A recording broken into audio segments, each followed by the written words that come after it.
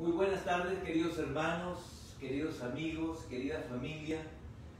Es el primer domingo del mes de mayo. Estamos a 3 de mayo del año 2020 y a la expectativa de dos cosas. Primero, a la expectativa de las cosas que vendrán después que se termine este estado de alarma en la que estamos viviendo a nivel global, a nivel mundial, este estado de cuarentena en la que nos encontramos un tercio de la población mundial resguardados en nuestras casas, resguardados en nuestros lugares para no contagiar y para no ser contagiados, pero también en segundo lugar a la expectativa de que algo grande viene después detrás de todo esto, y eso grande que viene después detrás de todas las cosas que estamos viviendo, de estas angustias, de este estrés, de este pánico, de estos miedos, de estos temores, de estas incertidumbres, es de que Cristo está por venir. Cristo está a las puertas, Cristo está cercano, Cristo está listo, preparado, está ready para venir. Y la pregunta es si nosotros estamos preparados. Tal vez nos estamos preparando para cuando termine este confinamiento. Tal vez nos estamos preparando para cuando finalice esta cuarentena y ya podamos salir y comenzar a trabajar y hacer nuestra vida normal como era antes.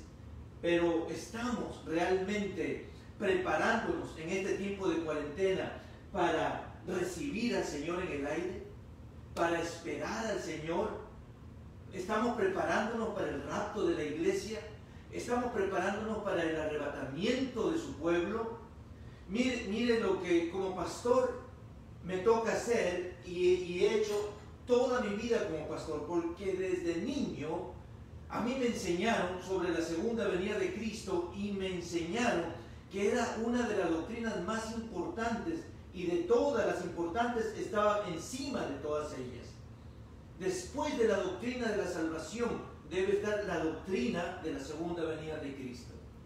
Así que yo toda mi vida he crecido en mi mente y en mi corazón viviendo cada día con esa esperanza, con esa expectativa, siempre esperando que en cualquier día, cualquier momento, el Señor va a venir por nosotros. Así que cuando yo decidí ser pastor, me entrené, me preparé y en efecto comencé a trabajar desde muy joven también en este ministerio de la enseñanza de la palabra, en el ministerio pastoral. Este ha sido uno de los mensajes recurrentes de lo que yo siempre he compartido y he enseñado, siempre, constantemente, predicando sobre la segunda venida de Cristo. Muchos de los que me conocen dirán: pastor, pero ha habido temporada que yo recuerdo que usted ni siquiera ha mencionado que Cristo viene.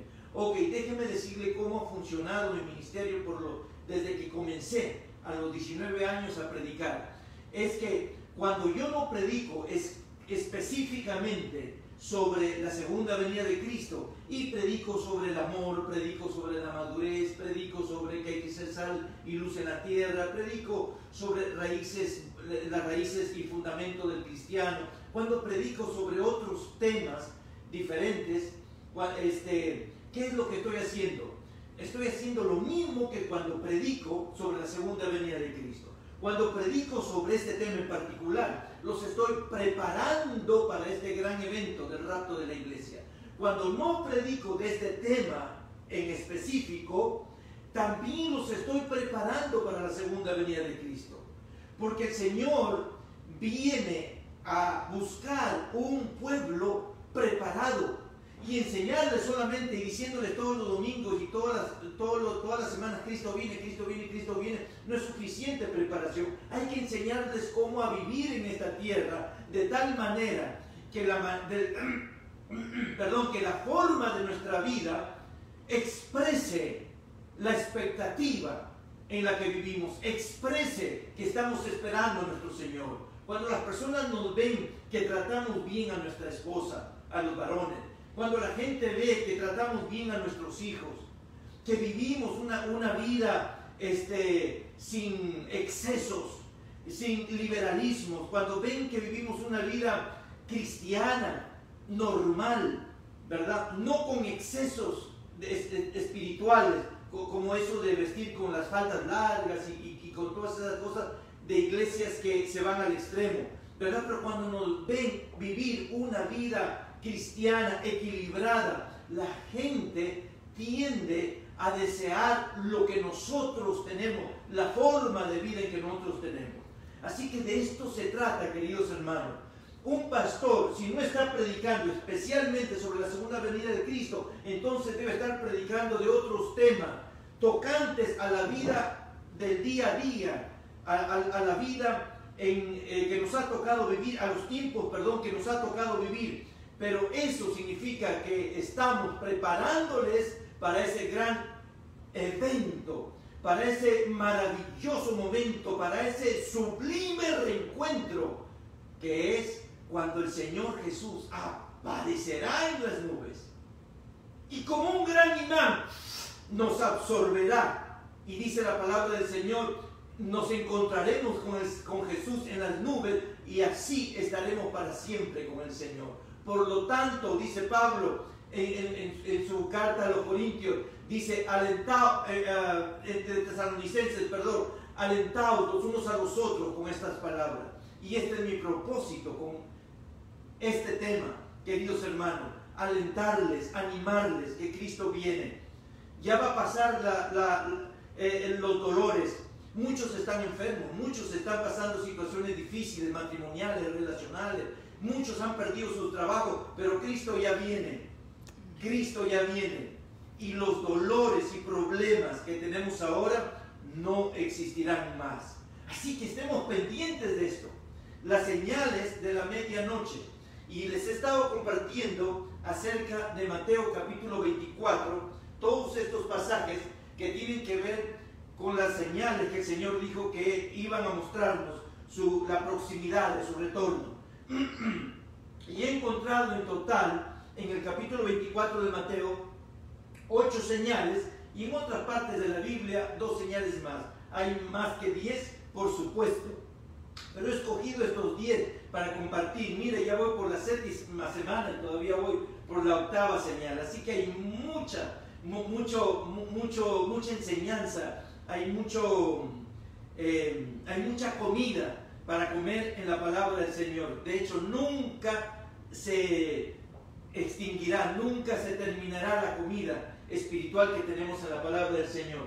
Así que las señales van así: la señal religiosa, que habrá muchos falsos cristos, falsos maestros, falsos profetas; la señal política, habrá guerras y rumores de guerra; la señal biológica, habrá pestes, que es la señal que estamos viviendo ahora en carne propia, tal vez no enfermados con el coronavirus, pero sí confinados en nuestras casas, y estamos experimentando de primera mano. Nadie nos lo tiene que contar. Estamos experimentando en primera mano la señal biológica, la señal de las epidemias. La 4ª señal, la señal de la tierra, que habrá terremotos. Acaba de haber un terremoto hace un par de días en Puerto Rico, una vez más, y Puerto Rico está temblando desde hace meses atrás, con una y otra vez, así constantemente. La señal de la iglesia, el amor de la iglesia se va a enfriar, y los que somos cristianos desde que nacimos, vamos a una iglesia cristiana, aquellos que tenemos muchos años, hemos visto evolucionar el amor de la iglesia de un amor cálido, apasionado, fuerte, ¿verdad?, a un amor frío, a un amor impersonal. La señal espiritual: será predicado este evangelio del reino en todas las naciones, entonces vendrá el fin. La señal de Israel, que el Señor dijo, cuando su pueblo vuelva, de una manera metafórica, hablando en Mateo 24, en el versículo 32, dijo, cuando la higuera eche brote, cuando el pueblo de Israel regrese, no pasará una generación hasta que Cristo venga. La señal moral, la señal del Espíritu Santo y la señal del conocimiento. La señal moral, ahí estoy, y espero terminar hoy con esta señal moral. En Mateo 24, versículo 38 al 39, el Señor Jesús dijo que así como en los días de Noé, así serán los días de la venida del Hijo del Hombre. también dijo en Lucas que así como en los días de Lot, así será la venida del Hijo del Hombre. Así que de Mateo 24 y de Lucas, que dice el evangelista Lucas lo mismo, pero él revela que Jesús no solamente dijo, no puso solo el ejemplo de como en los días de Noé, sino también Lucas nos dice que Jesús en ese momento también puso el ejemplo de que como en los días de Lot, así será su venir. Así que de estos dos pasajes encuentro tres tipos de inmoralidad que el Señor nos dice en su palabra que imperará en el mundo antes de que Él regrese, ¿verdad? Una inmoralidad sexual, sensual, abierta, una sexualidad como nunca antes en la historia de la humanidad ha habido, o como en esas épocas que el Señor mencionó, como en Noé, como en los días de Lot habrá. Así que de eso hablé suficiente. La inmoralidad espiritual,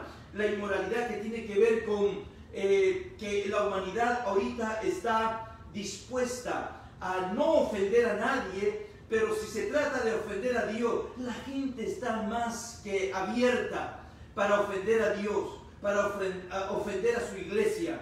La gente se tapa la boca y se muerde la lengua para no ofender a ciertas minorías, ¿verdad? Y se habla por eso de inclusión, se habla de pluralidad.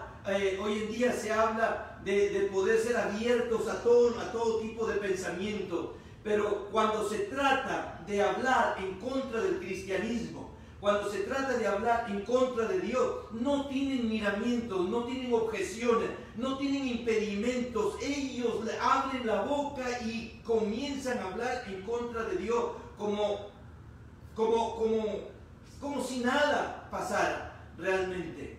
Así que estamos viviendo en tiempos tan peligrosos porque hoy estamos viendo a la humanidad exactamente viviendo bajo los mismos términos, viviendo con la misma conducta inmoral como en los días de Noé y como en los días de Lot en Sodoma y Gomorra. Así que de eso hablé también y estoy en la inmoralidad generalizada.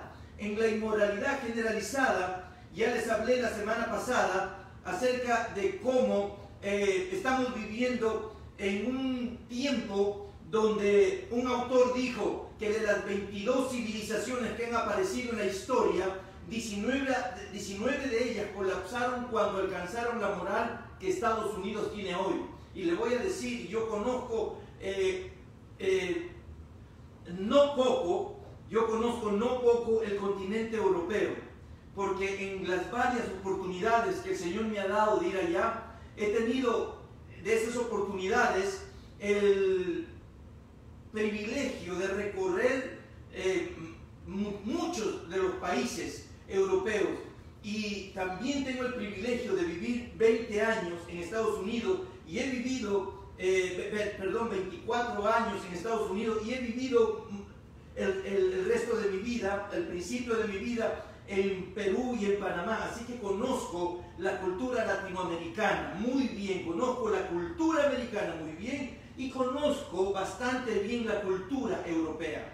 Y te voy a decir que de todas las culturas que yo he conocido, no hay una cultura más liberal, más abierta con los conceptos tergiversados de la verdad bíblica que la cultura europea. Y no es de extrañar que este brote del coronavirus, para mí no es extraño que esta plaga, que este juicio de Dios haya venido a un continente que le ha dado la espalda a Dios, y que no solo le ha dado la espalda a Dios, sino que cuando se habla de Dios, pone el puño de esta manera y lo lanza en contra del rostro de Dios.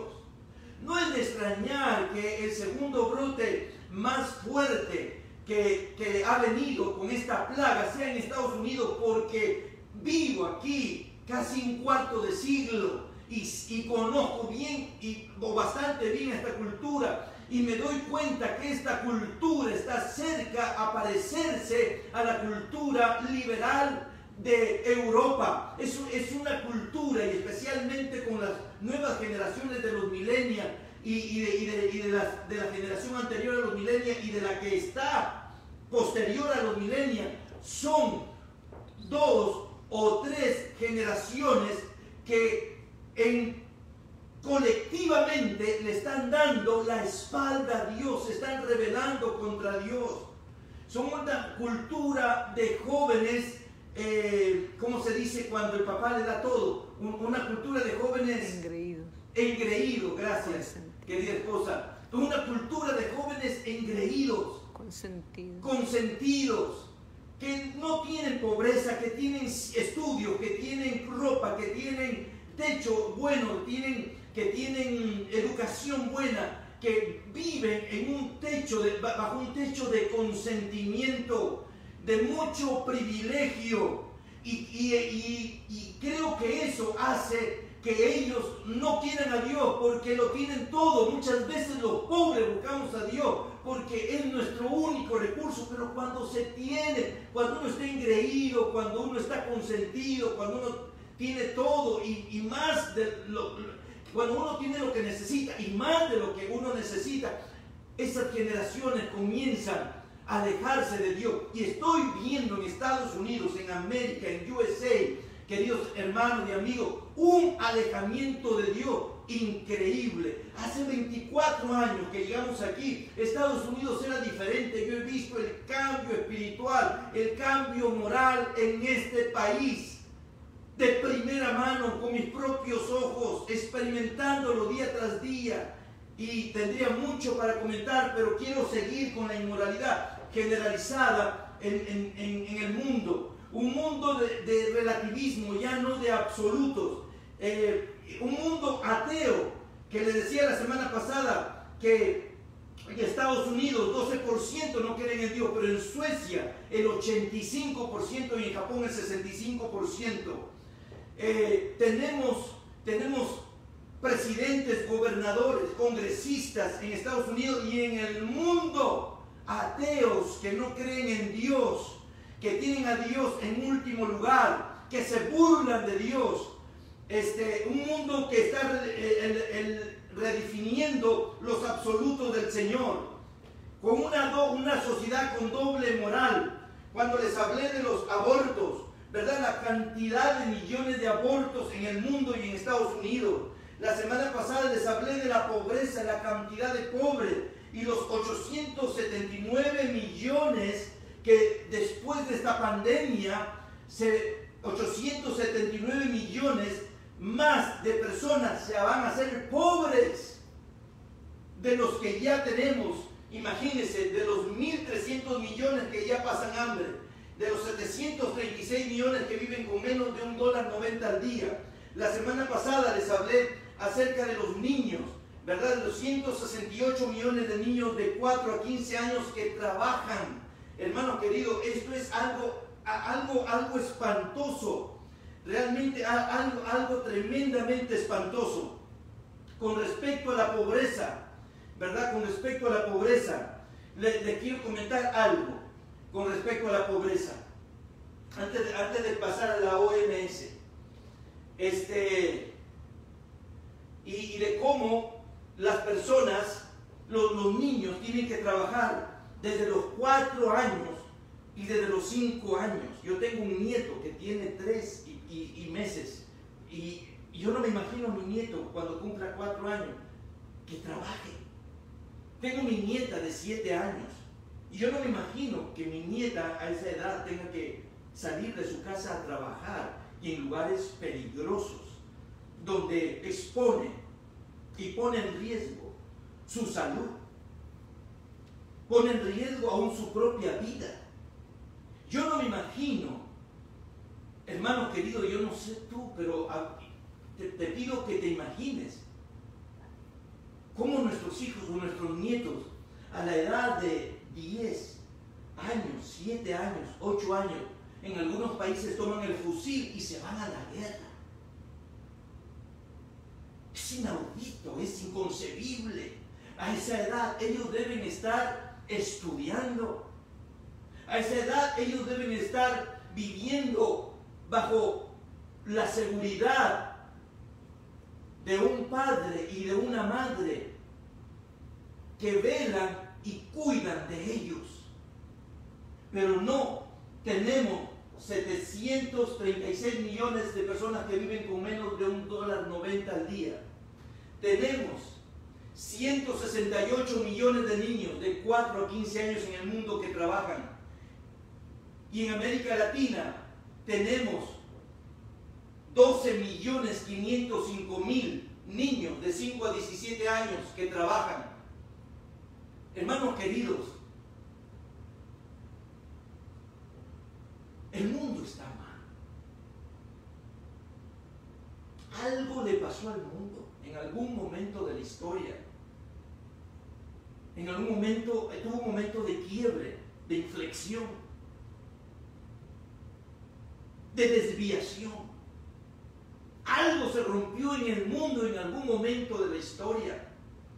El mundo tiene suficientes recursos para que toda la humanidad vivamos bien. Cada país del mundo tiene los suficientes recursos para que sus ciudadanos, para que sus habitantes vivan bien. Es inmoral que hayan personas que sean dueñas, que las mismas familias sean dueñas de las compañías más grandes de tecnología, de combustible, de petróleo, de fármacos, de armas, y las mismas poquitas familias en el mundo tengan tanto dinero, pero cantidades absurdas de dinero, que aunque vivan 1000 años y tengan 1000 años de descendientes, tienen suficiente dinero para que vivan todas sus generaciones y les sobre. Pero a la vez haya familias, millones de ellas, que puedan vivir con con menos de $1.90 al día. Esto es inmoral. La gente cree que inmoralidad solo es el homosexualismo, la prostitución, Hollywood y todas sus películas asquerosas, y etcétera, etcétera, etcétera. Mucha gente piensa que la inmoralidad solamente tiene que ver con lo sensual o con lo sexual. La inmoralidad es un término amplísimo. Tiene que ver con la mentira, con el engaño. Todo el mundo mentimos, engañamos de alguna manera. Todo el mundo, la Biblia dice, no hay justo ni a uno. Todos somos pecadores, todos somos inmorales. Así que yo no estoy juzgando aquí, y si juzgo, me juzgo a mí mismo también. Porque también soy culpable de que exista esta vergonzosa diferencia, esta absurda diferencia de ricos tan ricos y de pobres tan pobres. Hay una película que se llama La lista de Schindler, basada en la vida real, basada en la vida de un hombre de negocios en Alemania, que era amigo en el tiempo de los nazis, cuando la Alemania nazi mataba a cientos de miles cada día de judíos en las cámaras de gases. Y a él le tocó tanto el corazón ver el dolor y el sufrimiento de los judíos. Y como este hombre era rico, propietario de fábricas y de compañías y de negocios, comenzó a comprar así, por debajo de la mesa, como dijéramos en el mercado negro. Comenzó a pedirle a los altos mandos nazis que les pagaba dinero y que ellos le den a algunas personas judías para él llevárselas y cuidarlos en algún lugar seguro. Y él pagaba y pagaba, y traía 100, traía 200, traía 1000, traía 2000 personas. Y cuando se le terminó el dinero, entonces comenzó a vender cosas valiosas, y el producto de esa venta iba con ese dinero y compraba. Cuando se le terminaron sus cosas, comenzó a vender su reloj, comenzó a vender todas sus prendas que tenía de mucho valor, y con ese dinero iba y compraba más, y vendió sus autos, y con ese dinero iba y compraba más judíos. Y llegó un punto en que ya no tenía dinero, no tenía que vender para sacar dinero para poder comprar más judíos, y comenzó a llorar este señor Schindler. Usted lo puede ver, ojalá, si no lo ha visto, es una película obligatoria que usted debe de ver.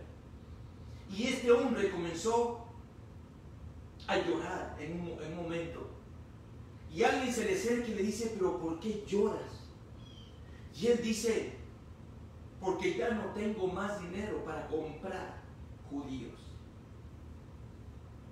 Lloro porque recuerdo los bailes, las comidas, los deleites que yo he tenido en el pasado, el derroche del dinero que yo hice en el pasado. Y me arrepiento por eso, porque todo ese dinero que derroché en el pasado pudiera estar usándolo hoy para comprar más judíos. Hermanos queridos, te hablo a ti que crees que eres pobre y vives en los Estados Unidos. Tú no eres pobre. Tú tienes un buen carro. Y la mayoría de la gente pobre en Estados Unidos, inmigrantes latinos, tienen hasta 2 y 3 carros. Tienen una buena casa. Tienen un buen techo, si no es propio, pero tienen un buen lugar rentado. Tienen buena comida, buenas escuelas para sus hijos, abrigo en el invierno, aire acondicionado en el calor. Nosotros somos ricos para todos esos millones de personas que viven con menos de $1.90 al día. ¿Cuántos de nosotros pudiéramos salir de esa mentalidad de pobreza? No somos pobres, somos ricos en relación a estas personas. ¿Y cuántos de nosotros, saliendo de esta manera de pensar, pudiéramos decir, yo voy a rescatar a un pobre, yo voy a rescatar a una familia pobre en el mundo? ¿Sabes qué? No hay nada más inmoral que vivir una buena vida y no pensar en los pobres, y no pensar en los niños que se acuestan cada noche sin comer. Y cuando un niño o un adulto se acuesta cada noche sin comer, duele la barriga, duelen los intestinos. Y te digo, estos niños no se acuestan solo una noche sin haber comido, se están acostando después de no comer días y noches, por semanas que no han podido comer algo. Hermanos queridos, vivimos en un tiempo de tanta inmoralidad generalizada, pero nosotros creemos que solo la inmoralidad es la desnudez de las personas. Es el aborto. Y es el ser infiel al esposo o a la esposa. No, la pobreza, sin que yo haga algo por eso, es quizás una inmoralidad igual o peor de la que nosotros juzgamos como inmoralidad. ¿Qué pastor que tiene yates y que tiene hasta aviones propios, o que tiene grandes mansiones y zapatos de cuero italiano que cuestan miles de dólares, correas de cuero italiano que cuestan cientos de dólares, sus esposas con bolsos de cuero de no sé cuánto, de no sé dónde, que cuestan miles de dólares, estarían dispuestos a comprar 10 familias pobres por el valor de un solo bolso, por el valor de un solo par de zapatos? Un día Dios nos va a pedir cuentas de lo que hicimos con las bendiciones materiales que Él nos dio, y si no las administramos correctamente, eso se llama también inmoralidad. Bueno, y pudiera seguir con esto. ¿Qué hablar acerca de los niños que son raptados en el mundo para ser prostituidos? Los niños que los usan en las guerras. ¿Qué podemos hablar de los pederastas, de estos hombres malvados que en la internet profunda encuentran maneras de cómo, manuales para poder atrapar a niños y a niñas a través del internet normal? Pudiéramos hablar muchas de estas cosas. Usted sabe que bíblicamente, históricamente, la iglesia cristiana siempre fue la llamada a cuidar de las viudas, de los huérfanos y de los extranjeros. Pero ¿quién cuida de las viudas ahora? ¿Quién cuida de los niños? ¿Quién cuida de los pobres? ¿Quién cuida de los inmigrantes? ¿Quién cuida de los extranjeros? Los gobiernos. Los gobiernos bíblicamente nunca Dios los llamó a cuidar de los pobres, sino a legislar, a hacer leyes, a liderar, a llevar el rumbo del país por los mejores caminos. Pero la iglesia el Señor nos dio, ahí está en el Antiguo Testamento y en el Nuevo Testamento. El Señor le dio el cuidado de los pobres a la iglesia, pero la iglesia no cuida de los pobres. La iglesia evolucionó negativamente a través de los siglos y de los milenios a concentrarse solo a predicar el evangelio teórico, pero no el evangelio práctico. Y si lo teórico no va acompañado de lo práctico, entonces este evangelio no sirve. La iglesia es la llamada a cuidar de los pobres del mundo. Por eso le digo que esto me llama mucho la atención. Esto es inmoralidad. ¿Qué hablar acerca de la Organización Mundial de la Salud? Hoy en día se está hablando mucho de la OMS, sus siglas en español, Organización Mundial de la Salud, que pertenece a la ONU, Organización de las Naciones Unidas. Esta organización no sirve para nada. La ONU no sirve para nada. La OEA no sirven para nada. Todos están comprados por pequeños grupos de poder económico, político, para lograr su avance mundial y para lograr tener el control de la humanidad en todos estos aspectos políticos y económicos.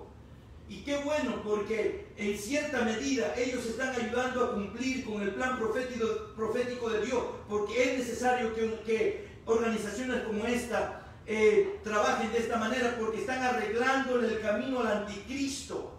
Pero por el otro lado, porque una moneda siempre tiene dos caras, el otro lado de la moneda es lo malévolos que ellos son, y por eso de aquí va a salir el anticristo, el hijo del mismo diablo. No puede salir de un vientre más diabólico que la Organización de las Naciones Unidas, que la OMS. El presidente Trump le ha quitado los 419 millones que el gobierno de Estados Unidos le da a la Organización Mundial de la Salud. Y Estados Unidos da dinero en cantidad a países, a organizaciones, a la ONU, a la OEA, a todo el mundo reparte dinero. 419 millones le quitó hace unas semanas a la Organización Mundial de la Salud porque ellos estaban en complicidad con China. Pero ese es otro tema con respecto al coronavirus, en complicidad con China. Y se tardaron 2 semanas o más en decir en realidad cuán serio era este problema. Y estaban ellos maquillando el problema porque China les da mucho dinero y ellos necesitaban apoyar, ayudar al gobierno comunista de China, que el comunismo y socialismo es otro tema aparte de inmoralidad, que no tengo tiempo para hablar acerca de la inmoralidad del socialismo y también del capitalismo, si es que en algún momento al final tengo oportunidad para hablar de eso. Así que la Organización Mundial de la Salud, ellos no se dedican a sanar a la gente, a ayudar, a promover la salud, como se supone que deberían hacerlo. Mire usted, les voy a decir solamente algunos temas en los cuales la Organización Mundial de la Salud promueve y exige. Número 1, ellos promueven la educación sexual poniéndole primero la propaganda LGBT en las escuelas. Así que Ellos, en primer lugar, son una organización que empuja agresivamente esta agenda de propaganda LGBT en las escuelas en todo el mundo, porque ellos tienen injerencia en todo el mundo. En segundo lugar, ellos promueven el aborto como un derecho humano. Escuche bien, que del dinero que nosotros aquí en Estados Unidos damos de impuestos al gobierno y que de esos impuestos se vayan en parte a la OMS para que ellos promuevan el aborto como un derecho humano. No hay nada más ilegal, no hay nada más inmoral, no hay nada más lejos de la voluntad, del propósito, del deseo del corazón de Dios que acabar con las vidas humanas, con promover y exigir que se enseñe su agenda LGBT en las escuelas. En tercer lugar, ellos presionan a los países para legalizar el aborto. Esa es su agenda, ese es su trabajo, desde que se levantan y van a la oficina, y mails y cartas y conferencias y viajes y aquí y allá, y tratos y reuniones con gobernantes y con primeros ministros y con este y con el otro. Todo es para presionar a los países para legalizar el aborto. Oiga, ¿por qué no se dedican ellos de verdad a ver el cáncer? Encontrémosle una cura al cáncer, encontrémosle una cura al SIDA, encontrémosle una cura a esto, aquello. Ellos están concentrados en esto. Ellos están asociados con Planned Parenthood. Planned Parenthood es la organización más grande en Estados Unidos que promueve el aborto. Son activistas pro muerte. La gente le dice pro aborto. Yo no le digo pro aborto, yo le digo pro muerte. Los cristianos somos pro vida. Estamos en contra de que maten a los niños en el vientre de su madre. Y de eso hablé la semana pasada, la cantidad de abortos en el mundo y la cantidad de abortos en Estados Unidos, que poco a poco ha ido escalando a una vergonzosa número de 2 millones de niños que son abortados solo en Estados Unidos cada año. Y la Organización Mundial de la Salud, en asociación con Planned Parenthood, son esa asociación maquiavélica que está no solo permitiendo y enseñando y promoviendo, sino efectuando, realizando todas estas cantidades de abortos. Número 5, ellos están a favor y están promoviendo en el mundo la legalización de la prostitución. Están apoyando y promoviendo la legalización de la prostitución. Número 5 o 6, ellos, miren, esto es increíble, ellos fuerzan a los médicos a hacer cirugías de reasignación de sexo en niños. O sea, un niño pequeño, menor de edad, digamos 4, 5, 6, 8, 10, hasta antes de los 18 años, dicen, oh, yo me siento mujer, yo soy una mujer que nací en cuerpo de un hombre. Así que ellos entonces exigen y fuerzan a los médicos. Si los médicos no quieren hacer estas cirugías de cambio de sexo en niños, en menores de edad, por favor, que todavía no han llegado a una madurez emocional, a tener un juicio correcto en su mente, en su cerebro. ¿Y a qué padres se les ocurre permitir que le hagan eso a sus hijos? Dios mío, ¿dónde estamos? Y que esta organización fuerce a los médicos a hacer esas cirugías de cambio de sexo en los niños. Y si no acatan la orden de hacer esa cirugía de reasignación de sexo, de cambiar el sexo al niño, entonces ellos van a tener castigos, estos médicos. Miren, ellos tienen un currículo de normas, que se llama así, normas integrales de sexualidad, donde enseñan a los niños, donde enseñan la masturbación como algo bueno a los niños menores de 4 años. Óigame, y dígame si lo ilegal y lo inmoral solamente están en las playas llenas de sensualidad y en las películas de Hollywood llenas de violencia y sexualidad. No hay una película que yo me siente a ver, como dije hace un par de semanas, bien con mi familia, sin que no me dé vergüenza delante de mis hijos, delante de mi yerno, de mi nuera, de lo vergonzoso y corruptas e inmorales escenas de sexo casi explícito que presentan hasta en películas que están rateadas que deberían estar censuradas, que según son familiares, películas familiares. Que la OMS tenga un currículo de normas integrales de sexualidad donde enseñan la masturbación como algo bueno a niños menores de 4 años. Oiga, dígame si el olor, dígame si el olor pestilente, nauseabundo, asqueroso de una sociedad que está representada en sus gobiernos y en sus organizaciones, los cuales gobernantes y organizaciones a nivel mundial, internacional, promueven todas estas cosas, y estas cosas es por citar alguna de ellas, pero no estoy aquí trayendo el resto de ideologías maquiavélicas, inmorales, que los gobiernos y las organizaciones mundiales promueven, exigen. Es increíble lo que vivimos. Por eso yo no me canso de decir a mi esposa, este mundo no es mi hogar. El sistema económico mundial.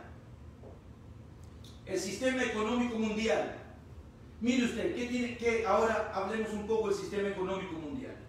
Voy a sacar esto para que no se confundan con lo que voy a hablar ahora. No tengo números para hablar sobre el sistema económico mundial, pero tengo algunos comentarios. Mire, el sistema económico mundial en que vivimos es el sistema económico más decadente y más inmoral de todas las épocas. Hay socialismo y hay capitalismo. El socialismo en Rusia, en China, países de la Europa occidental, en su tiempo fueron fuertes. Aquí en América Latina hemos tenido muchos gobernantes socialistas y comunistas, y todavía existe, como la isla de Cuba, que se mantiene en un régimen de esa ideología, de esa naturaleza. Y está por sentado, ya se probó que son ideologías que no ayudan, que no prosperan. Ok, el socialismo está basado en ateísmo, en materialismo, en enseñarle a los niños desde que nacen que Dios no existe. Está basado en el sometimiento a la fuerza de las personas.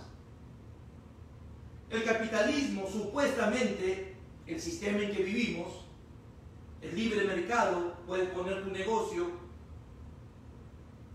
de la nada, de la pobreza, puedes llegar a ser rico en un sistema como este, en un sistema socialista no, pero en este sistema tenemos un montón de testimonios de personas que eran tan pobres y ahora son tan ricos, porque vivimos en un sistema económico capitalista, de libre mercado.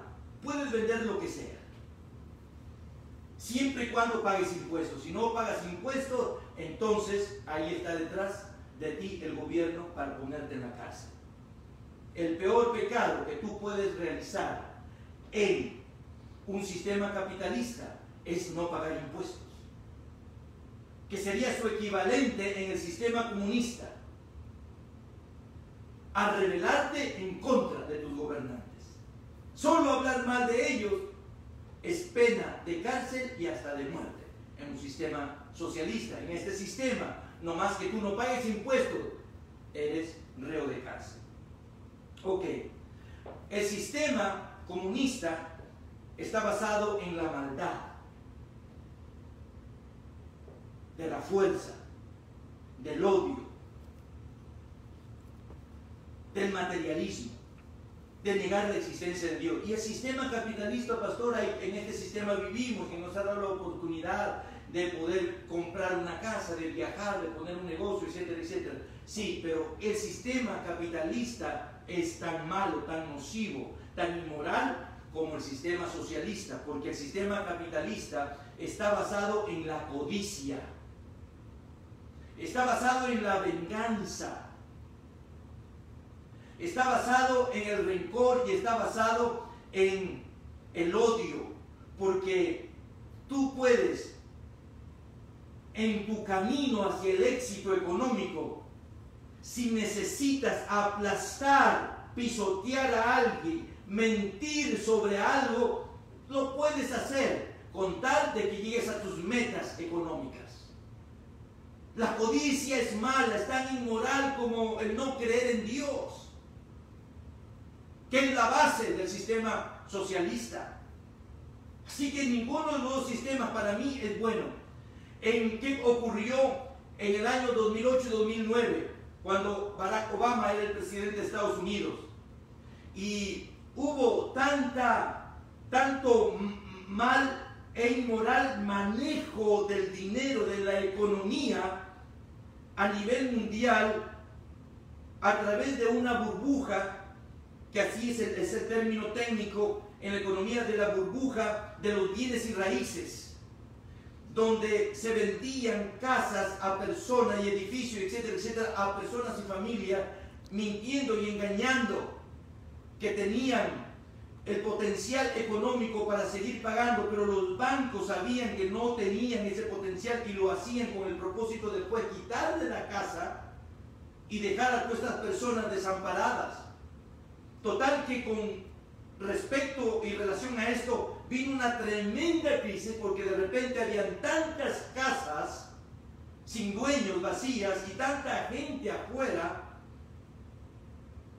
que los bancos no sabían qué hacer con eso. Vino una tremenda receso económico de Estados Unidos, y los bancos iban a quebrar. Y estoy explicándolo así rápidamente, hay muchas cosas alrededor, pero lo explico rápidamente. Iban a quebrar, y Estados Unidos pidió dinero prestado a bancos y a gobiernos de otros países.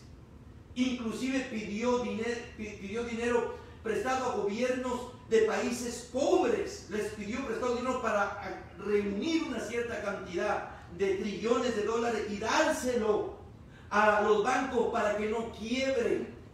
Y yo recuerdo clara y vívidamente el día que el presidente Obama salió en la televisión y dijo lo que la banca de Estados Unidos e internacional dijo, y específicamente dijo: lo que Wall Street hace es legal, pero es inmoral.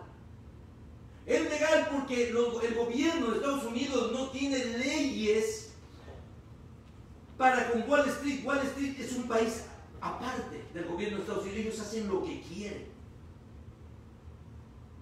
Y tal vez tú que me estás escuchando trabajas en Wall Street, tal vez estás haciendo dinero con Wall Street, pero te digo, no hay nada más cochino, más sucio, más corrupto y más inmoral que Wall Street. Aquí pasaría media hora hablándote de las cochinadas que ellos hacen. Y perdón la expresión, que no acostumbro a usar estas palabras, pero perdóname la expresión con la que me he referido a estas organizaciones. Ok, entonces, miren, cómo los poderosos diseñaron el sistema económico bajo el cual vivimos ahora. El sistema capitalista está basado en la codicia, como les decía. Ellos se aprovechan de la codicia de nosotros, de las personas, porque nosotros apenas tenemos un carrito, ya queremos tener otro. y apenas tenemos un carrito, ya queremos que sea más nuevo y nos endeudamos por eso. Apenas tenemos ya una casita chiquita, ya al año queremos una más grande, de una recámara más, y nos endeudamos para eso.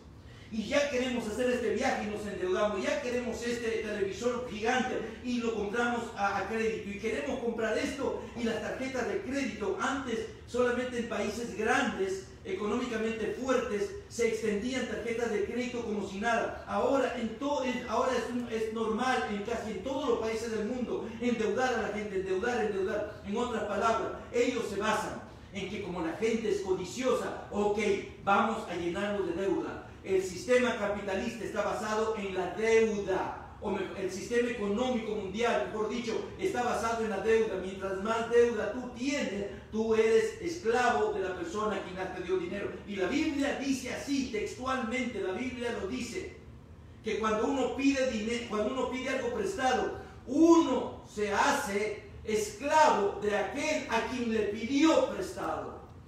Así que nuestras casas no somos nosotros los dueños, sino los bancos del sistema económico mundial. Nuestros carros, si no están pagados, no nos pertenecen, y nuestra propia vida no nos pertenece. Estamos endeudados no hasta aquí, sino hasta aquí. Y eso le conviene al sistema económico mundial, porque va a vivir de tu trabajo por el resto de vida que te quede y nos quede. Así que, ¿tú crees por qué en países occidentales, hablando especialmente, con gobernantes muy supuestamente o entre comillas inteligentes, estudiados, profesionales, por qué hay 3 temas que en las escuelas no se enseñan en los países? Hay 3 temas que en las escuelas a nivel mundial no se enseñan y deberían enseñarse como asignaciones obligatorias y que se deben llevar desde bien infantes hasta toda nuestra educación universitaria. ¿Cuáles son estos 3 temas? ¿Por qué no nos enseñan en los sistemas de educación sobre finanzas? Una persona que sabe de finanzas va a ser una persona próspera, pero te mantienen en la ignorancia de los principios financieros que te van a llevar a la prosperidad económica terrenal, temporal, porque te quieren ignorante en esta materia. ¿Por qué no nos enseñan en nuestros sistemas de educación de los países salud? Personas saludables. Somos mejores personas, vamos a vivir más. Vamos a tener una mejor vida, pero ¿por qué nos quieren ignorantes en el tema de la salud? Y no nos enseñan a comer bien. ¿Por qué no nos enseñan a hacer ejercicio? ¿Por qué no nos enseñan principios desde bien entrada en nuestra infancia hasta adulto? ¿Por qué no hay un enfoque en enseñarnos a mantener una buena salud? Porque nos quieren enfermos. La primera era porque nos quieren endeudados. Esto es porque nos quieren enfermos. Porque mientras más enfermos estamos, los pequeños grupos de poder económico en el mundo que son dueños de los fármacos van a vivir de nosotros y van a aumentar su riqueza a 1.000.000%, a 1.000.000.000.000% de lo que ya tienen. Y en segundo lugar, ¿por qué no nos enseñan civismo familiar? ¿Por qué no nos enseñan civismo familiar? O simplemente ¿por qué no enseñan a los niños y a las niñas desde infantes hasta adultos a ser buenos padres, buenas madres, a ser buen esposo, buena esposa? Porque nos quieren ignorantes en este tema. Quieren que vivamos destruyéndonos el uno al otro. Quieren que vivamos divorciándonos. De hecho, la tasa de divorcios en el mundo hace tiempo era el 50% de los matrimonios. El 50% de las personas que se casaban terminaban en divorcio. Hoy en día no sé, no he averiguado, pero debe estar allí o aún más del 50% de los que se casan terminan divorciándose dentro de los primeros 7 años de matrimonio. Nos tienen ignorantes de esto porque así nos tienen entretenidos para que ellos hagan lo que quieran en el mundo económico mundial. Y nos tienen a nosotros entretenidos mirando televisión y mirando drama y haciendo y llevando esos dramas que vemos en la telenovela a nuestros propios hogares. Nos quieren endeudados, nos quieren enfermos y nos quieren destruidos. Porque te digo, si tú vives en un hogar destruido, el hogar no es el que está destruido, eres tú el que estás destruido. Nos quieren enfermos, el sistema económico mundial nos quiere endeudados, amarrados, esclavizados, y nos quieren emocionalmente destruidos, porque así entonces estamos desconcentrados de la verdad. Así que en la crisis económica que estamos viviendo ahora, porque ahora estamos viviendo una crisis económica tan fuerte como la del 2008-2009 o peor, yo creo que peor que esa, porque yo lo he vivido esta y estoy viviendo la actual. Queridos hermanos y amigos, el presidente del Congreso aquí en Estados Unidos se pusieron de acuerdo y dijeron: vamos a traer no sé cuántos trillones de dólares para repartir entre las empresas y para repartir a las familias de escasos recursos económicos. ¿A quiénes se fue este dinero? ¿A quiénes se ha ido este dinero? ¿Sabe quién cobró primero? Millones de millones. Las aerolíneas. ¡Qué inmoral! Que el dinero destinado a las familias y a pequeñas empresas, las grandes empresas, hayan actuado primero a su favor. Hermanos queridos, todo esto es inmoral. Todo lo que pasa en Hollywood y sus películas. Roman Polanski, famoso director de cine, no puede entrar a Estados Unidos por ser encontrado culpable de violación a una menor de edad de 13 años. Él tenía 43 cuando la drogó hace 40 años. Harvey Weinstein, famoso y multimillonario productor de películas, ha sido acusado de violación y acoso sexual de más de 80 mujeres y ya fue procesado y condenado hace semanas atrás a 23 años de cárcel. Actores que le respaldaban, que sabían sobre esto, actores famosos como Matt Damon, George Clooney, Ben Affleck, Russell Crowe, el cineasta Quentin Tarantino y Meryl Streep, todos estos que lo sabían y lo apañaban, lo apoyaban. Bill Cosby, famoso actor negro norteamericano, condenado también por múltiples acosos familiares. Jeffrey Epstein, famoso inversor de Wall Street, acusado de prostituir a jóvenes menores de edad, que en el caso de Jeffrey Epstein está, ¿cómo se dice? En este escándalo hay dos cosas muy interesantes. Número uno, que en este escándalo está relacionado el hermano del príncipe Carlos, el hermano menor del príncipe Carlos de Inglaterra. Sí, este otro hijo varón de la reina actual de Inglaterra, donde él estaba supuestamente con las muchachas menores de edad que Jeffrey Epstein le conseguía a él y a muchos poderosos en el mundo. La segunda parte de este escándalo es que fue hallado muerto en la cárcel y por obra de magia las cámaras no funcionaron en el momento en que él supuestamente se suicidó. Y pues aunque no se puede probar, pero lo más probable es que las personas famosas de mucho poder mundiales estaban de miedo porque Jeffrey Epstein supuestamente iba a declarar sobre todas las personas famosas a quien él les conseguía chicas menores de edad para sus diversiones sexuales y juegos y esas cosas. ¿Qué podemos hablar de la idolatría, de la violencia y criminalidad, del narcotráfico? ¿Sabe por qué los países persiguen a los narcotraficantes? Los persiguen porque no pagan impuestos, no porque están haciendo un daño a la juventud, sino porque no pagan impuestos, y es por eso que muchos están a favor de legalizarlo. Así que no importa que siga dañando a los jóvenes, lo que les importa a ellos es llenar las arcas de sus bolsillos con el impuesto de este tremendo negocio que es el narcotráfico. Usted se ha dado cuenta, mira, hay tres ramas en el narcotráfico: la producción, ¿verdad? Y su nombre nos indica que es hacer, sembrar, cosechar y todo, y los laboratorios, y producir la droga.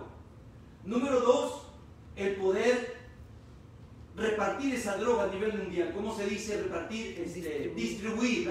Producción, distribución sería la otra palabra. Y número 3, el blanqueo de ese dinero, porque esto es un negocio que no se paga con tarjeta de crédito, sino con cash. Entonces ellos tienen habitaciones enteras llenos de efectivo, y tienen que blanquearlo, lavarlo, hacer legal ese dinero ilegal.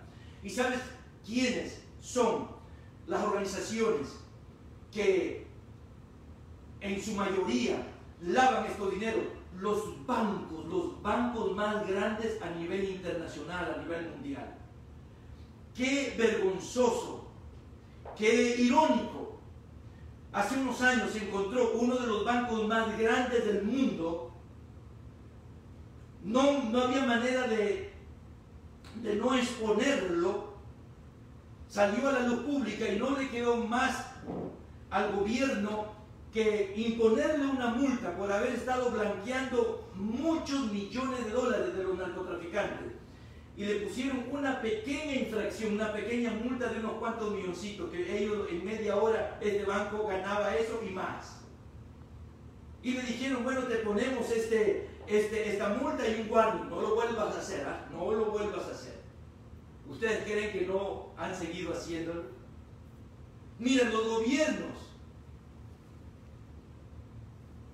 generalmente se concentran en perseguir a los productores de la cocaína, de la droga. Generalmente se concentran en perseguir a los distribuidores de la droga. Pero ¿por qué no se concentran en perseguir a los blanqueadores de la droga? Ya les dije que hay 3 pasos en este negocio: producción, distribución y blanqueamiento de las ganancias.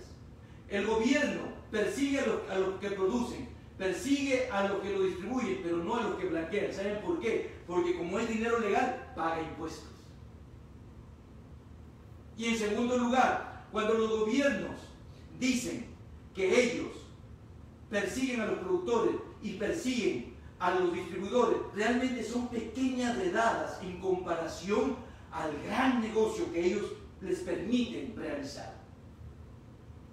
Oiga, podría hablar del tabaco y la nicotina. El tabaco tiene 250 químicos, 70 de ellos son cancerígenos. ¿Y por qué los gobiernos permiten que la gente siga fumando tabaco? El alcohol está relacionado con cáncer a la boca, a los senos y otro, produce adicción. ¿Y por qué los pastores y autores de la TV cristiana dicen que la pandemia es un acto natural, no es un castigo de Dios, no es un juicio de Dios? Algunos pastores importantes en televisión están diciendo que no espiritualicemos la epidemia. O sea, esto es algo natural, esto no es algo espiritual. La tecnología de Apple, de Facebook, de Google, que está alineándose con el sistema mundial que que promueve o que va a preparar el camino para el anticristo. Y termino con esto. Mira, el Señor Jesús dijo, termino con esto, el Señor Jesús dijo en Lucas 18:8: os digo que pronto se hará justicia, pero cuando venga el Hijo del Hombre, hallará fe en la tierra. Cuando venga el Hijo del Hombre, hallará fe en la tierra. El Señor relacionó su segunda venida con que el hombre tenga o no tenga fe en la tierra. Y cuando el Señor dijo que cuando Él venga espera hallar fe en la tierra, generalmente enseñamos los pastores que cuando Él venga, Él quiere encontrar que hombres y mujeres que tengamos fe en Él, que le creamos a Él, que tengamos nuestra confianza en Él. Ok, la palabra fe en este versículo del Nuevo Testamento y en todos los versículos del Nuevo Testamento es la palabra griega pistis, que significa persuasión, convicción, basado en el oído, significa confianza, significa creencia, significa doctrina, pero también significa buena fe, significa garantía, significa muestra, significa compromiso, fidelidad, significa confiado, que una persona es confiada, significa fiable, que una persona es digna de creerse en ella, de fiable, que es fiel, de confianza y que es creyente. Lo que no enseñamos los pastores es la segunda parte que tiene que ver con esta expresión de nuestro Señor Jesucristo cuando hablaba de una mujer que iba todos los días, una viuda, a tocarle la puerta a un juez injusto. Y el juez injusto dijo, bueno, para que esta mujer no me fastidie la vida, le voy a hacer justicia aunque yo soy injusto. Y el Señor finaliza y dice, cuando el Hijo del Hombre venga a la tierra, hallará fe en la tierra.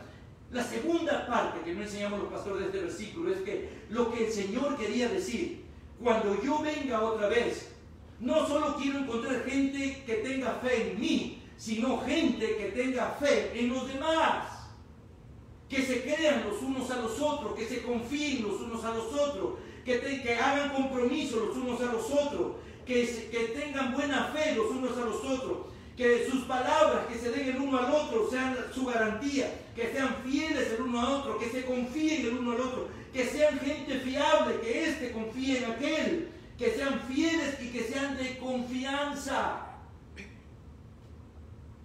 No sé si me siguen, no sé si me estoy explicando bien. Cuando el Señor venga, no solo quiere encontrar gente que tengamos fe en Él, sino que tengamos fe los unos a los otros.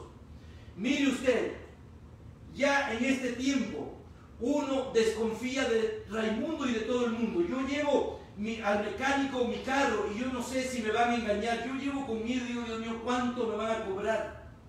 No confiamos en los mecánicos, no confiamos en los abogados, no confiamos en los arquitectos, no confiamos en los sacerdotes, no confiamos en los pastores, no confiamos en los taxistas, no confiamos en los que manejan Uber o las otras plataformas digitales para llevarnos de un lugar a otro. No confiamos en nuestros políticos, no confiamos en nuestro gobernante, no confiamos en el panadero de la esquina, no confiamos en el restaurantero, no confiamos en el electricista, no confiamos en el plomero. No confiamos en los vendedores de las tiendas, no confiamos en los vendedores de las real estate, de las bienes raíces, de inmobiliaria, no confiamos en los vendedores de carros, no confiamos en los bancos, no confiamos en los ricos, no confiamos en los pobres, no confiamos en los inventores, no confiamos en la historia, porque la historia ya se descubrió que cuentan muchas cosas que no son ciertas, inventores que realmente no fueron inventores, sino que se robaron las patentes de otros y se adueñaron y salen como grandes inventores. Mira, ahorita ya no se puede confiar ni hasta en la historia universal.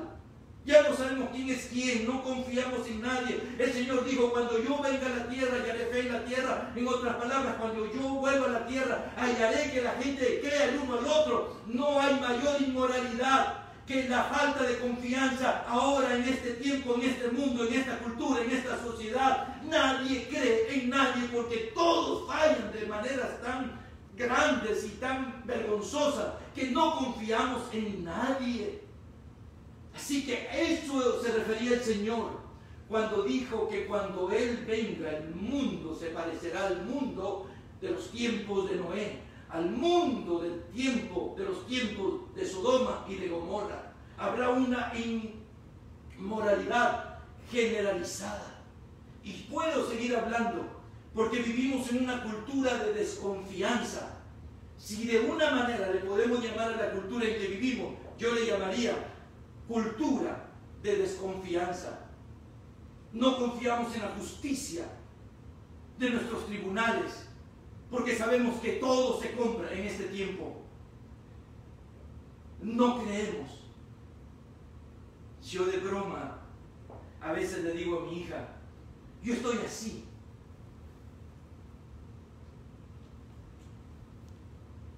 Yo estoy así de creer en la humanidad. Ay, Dios mío, la señal de la inmoralidad. La señal de la inmoralidad. Por favor, ore conmigo. ¿Cómo? El remanente fiel. Sí. Sí, hay mucho para hablar. Lamentablemente, el tiempo es nuestro mayor enemigo y yo tengo que ir cortando. El Señor viene por una iglesia hermosa, maravillosa, confiable. vemos las iglesias por televisión, las grandes masas, manos levantadas, y decimos, mira la iglesia. Cuando pasamos caminando en nuestros vehículos, un bus, por grandes templos, maravillosos templos, decimos, mira la iglesia del Señor. Ay, no quisiera terminar con una nota negativa, pero esa no es la iglesia del Señor. De todas esas manitos levantadas que tú ves en la televisión, de grandes masas alabando al Señor, el Señor no viene por esa iglesia, el Señor no viene por ese templo majestuoso. El Señor viene por la iglesia que está dentro de la iglesia, dentro de aquello que nosotros llamamos iglesia. La iglesia del Señor es un remanente fiel, confiable, porque ahora no confiamos ni en los hermanos, ni en uno ni en el otro. No le podemos decir nuestras luchas a otro hermano o a otra hermana, porque no sabemos a quién después le va a ir a desperdigar, hablándole a uno y al otro de nuestras debilidades y de nuestras luchas. Y es por eso que tanto cristiano lucha solo, porque no confía hasta ni en sus pastores ni en sus sacerdotes, sus problemas y sus luchas personales, íntimas o familiares. El Señor viene por un remanente, por un grupito fiel que está dentro de una masa de gente a la que nosotros llamamos iglesia. La verdadera iglesia está en el medio, grupito de gente. ¿Te acuerdas? El Señor dijo, de este lado hay un camino muy amplio, muchos son los que transitan en él, su fin es el infierno. De este lado es un camino angosto, pocos son los que transitan en él, pero su fin es el cielo. Este poquito de gente no está en el mundo, porque el mundo está perdido. Este poquito de gente está dentro de la iglesia, porque la iglesia, como nosotros la conocemos, está perdida. Lo que no está perdida es que dentro de esa masa de gente hay un grupito de personas que es la verdadera iglesia del Señor. Y te animo y te invito a pertenecer a este grupito, a este remanente, a la verdadera iglesia que va a volar con el Señor. Amén. Cuando Él venga. Que tu corazón y mi corazón no se excedan, no se llenen de glotonerías y de los afanes de este mundo. Vive para Dios, porque Dios vive para ti. Concentra tu vida en Dios, porque Dios tiene su vida concentrada en ti. Sálvate ahora que puedes. Escapa de la ira que viene. Escapa de los juicios que vienen. Enséñale a tus hijos sobre esto. Porque tú crees que esto es lo peor que el mundo ha experimentado. No, hay cosas peores que proféticamente nos enseña la Biblia que van a venir. Escapemos por nuestra vida. ¿Cómo? Siendo parte de la iglesia, del remanente, del pequeño grupito que va a volar en el rapto de la iglesia. Amantísimo Padre Celestial, te doy muchísimas gracias. Señor, este mundo no es nuestro hogar. Aunque la inmoralidad, Señor, lo mancha.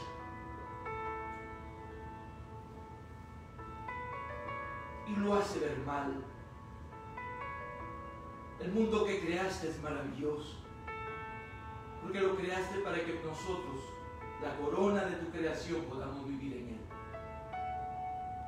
Pero la corona de tu creación, todo lo que toca, contrario a la leyenda del rey Midas, que todo lo que tocaba se transformaba en oro. Gracias, Padre. Todo lo que el hombre toca, Gracias, Señor. se vuelve corrupto, se daña Gracias, Señor. y se pierde. Perdóname, Señor, porque el primer inmoral aquí soy yo. Gracias, Señor. Porque no hay justo ni alguno. Todos somos culpables de juicio. Y si hay una diferencia entre las personas perdidas y nosotros, es simplemente que nosotros somos perdidos, encontrados Sí, Señor. por tu misericordia. por tu gracia, por tu bondad, por tu gran, maravilloso y sublime amor, incomparable, que no encontramos, Señor, punto de comparación. Te pido, Señor, con todo mi corazón, usa estas enseñanzas para salvar. En primer lugar, Señor, usa estas enseñanzas para salvar. Usa estas enseñanzas para edificar. Usa estas enseñanzas para consolar. Usa estas enseñanzas para mostrarnos el camino hacia ti, Señor. Ayúdanos a no llenar nuestros corazones, a no exceder nuestros corazones con las glotonerías de este mundo, Señor. Ayúdanos a vivir una vida sencilla, normal, justa y piadosa.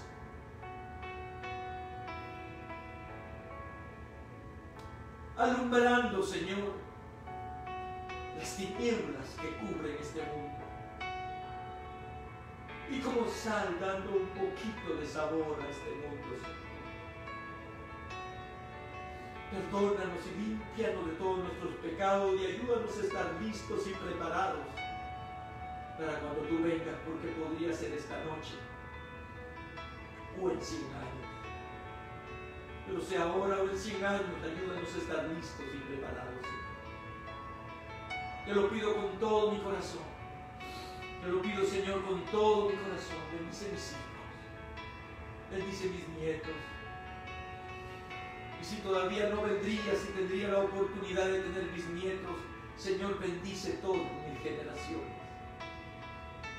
No creo que me has dado hijos y generaciones para que se pierdan eternamente en el infierno. Creo que si me creaste y me salvaste y conformaste un matrimonio con mi esposa, Señor, ambos creyentes y servidores tuyos, creo que entonces nos darás hijos, nietos y generaciones para que también sean salvas y para que juntos estemos en el reino de los cielos. Ayúdanos, Señor. Ayúdanos a no errar el blanco. Ayúdanos, Señor, que nuestra verdadera meta de vida no esté en logros aquí en la tierra, sino en el logro más grande de llevar a nuestra familia al reino de los cielos, donde vivamos eternamente y para siempre, Señor. Te lo pido con todo mi corazón. Mis hermanos que ven, sus familias, sus hijos, sus nietos, Señor, ayúdanos a cada varón a trabajar día y noche incansable y esforzadamente a llevar a nuestras generaciones, a nuestros hijos y nietos al cielo, Señor. Sí, Señor.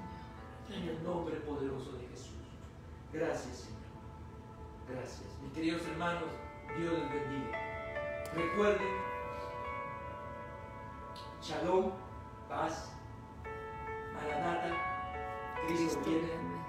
Guarda tu distancia y mantente en casa. Amén.